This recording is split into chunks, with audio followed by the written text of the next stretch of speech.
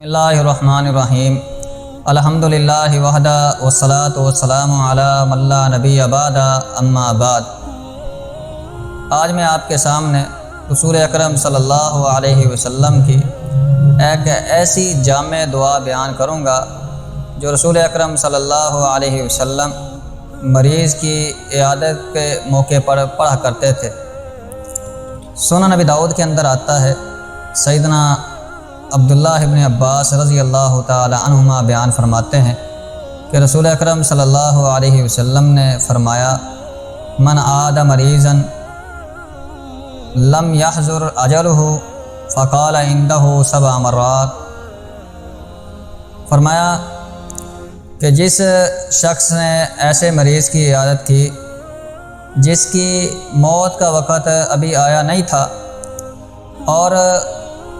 اس کے لیے 7 مرتبہ یہ دعا پڑھتا ہے، یہ کلمات پڑھتا ہے، اسأل اللہ العظیم رب العرش العظیم ان یشفیک۔ اسأل اللہ العظیم، میں سوال کرتا ہوں اللہ رب العزت سے، العظیم جو بہت بڑی ذات ہے، رب العرش العظیم وہ عرش عظیم کا رب ہے، ان یشفیک کہ اس آدمی کو تو شفا دے دے۔ حدیث کے الفاظ یہ ہیں، الا عافاہ اللہ من ذلک المرض، تو اللہ رب العزت اس آدمی کو جو بہت سخت بیمار تھا، موت کی کشمکش میں تھا، تو ان کلمات کے پڑھنے کی برکت سے اللہ رب العزت اس آدمی کو شفا یاب کر دیتے ہیں۔ تو ہم کو بھی چاہیے، ہم جب کسی مریض کی عیادت کے لیے جائیں تو اس کے پاس کھڑے ہو کر 7 مرتبہ یہ کلمات پڑھیں، اسأل اللہ العظیم رب العرش العظیم ان یشفیک، تو اللہ رب العزت اس مریض کو ان کلمات کے پڑھنے کی برکت سے شفا یاب فرما دیں گے۔ اسی طرح یہ مریض کی عیادت کرنا